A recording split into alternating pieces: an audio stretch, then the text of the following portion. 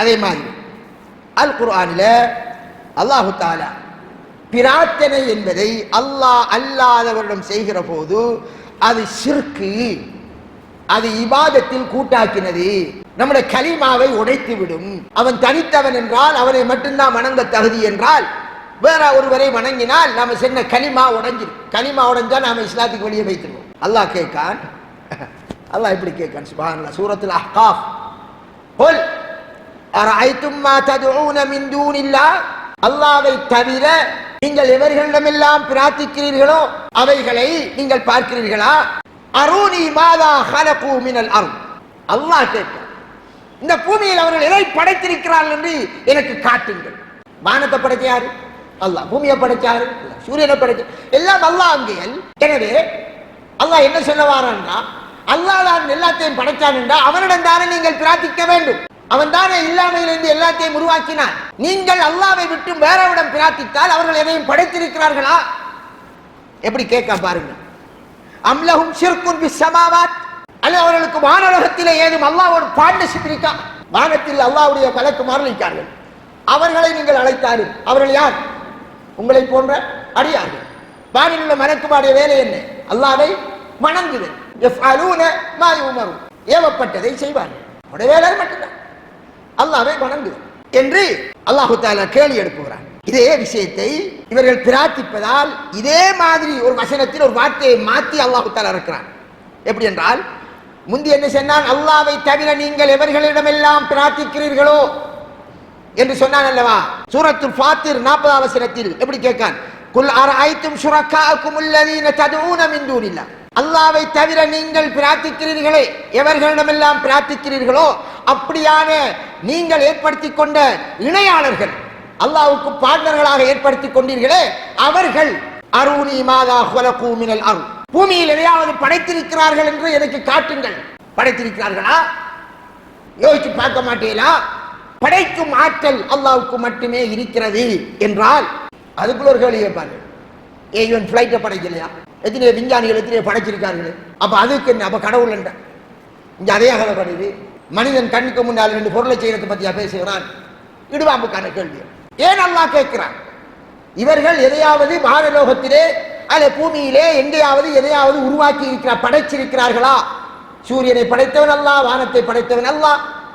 அதையும் ஒரு வசனத்தில் கேட்கிறான். சூரத்து ஜுமர் 38வது வசனம், வலையின் சால்தஹும், நீ அவருடன் கேட்டால் மன் ஹலக ஸமாவாதி வல் அர்த், படைத்த என்று கேள்வி கேட்கிறத பத்தி அல்லாஹ் விளக்கமா கேட்க சொன்னான். இந்த மாதிரி கேட்பான், அவன் பிளைட்டை படைச்சான், இதை படைச்சான்னு கேட்பான். அதை பத்தி அல்லாஹ் கேட்கிறது. இந்த வானங்களையும் பூமியை படைத்தவன் யார் என்று நீ அவரிடம் கேட்டால் யகூலுன்ன, அவர்கள் திடனாக அல்லாஹ் தான் என்று சொல்லுகிறார்கள். அப்ப அப்படி சொல்லாங்களா? இப்ப அல்லாஹ் கேள்வி எழுப்புறான். குல் அஃபரைதும் மா ததுஊன மின் தூனில்லாஹ், அல்லாஹ்விடம், அல்லாஹ்வை தவிர நீங்கள் யாரிடமெல்லாம் பிரார்த்திக்கிறீர்களோ அதை பற்றி நீங்கள் யோசிக்க வேண்டாமா?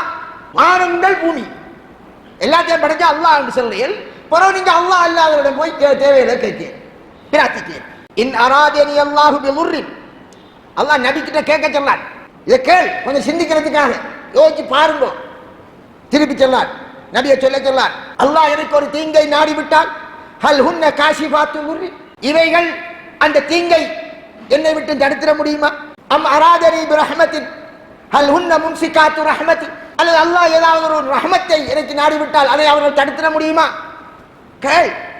எல்லாம் அல்லாஹ் தான் தீங்கை ஏற்படுத்துறனும் அல்லாஹ், ரஹ்மத்தை ஏற்படுத்துறனும் அல்லாஹ் என்றால் அவனுக்கிட்ட தானே நீங்க பிரார்த்திக்கணும். எனவே நபியே குல், நீ கூறு, ஹஸ்பி அல்லாஹ், அல்லாஹ்வே எனக்கு போதுமானவன், அலைஹி யதவக்கலில் முத்தவக்கிலூன், தவக்கல் வைப்பவர்கள் அல்லாஹ்விலேயே தவக்கல் வைக்கும். அப்போ ஒரு ஆதாரத்தை போடுவார்கள். என்னையா? சஹாபாக்கள் வந்து ரசூலுல்லாஹ் அவங்களை விழித்து கேட்கலையா? ரசூலுல்லாஹ் மிம்பர்ல இருந்தாங்க, மழை இல்லாத காலம்.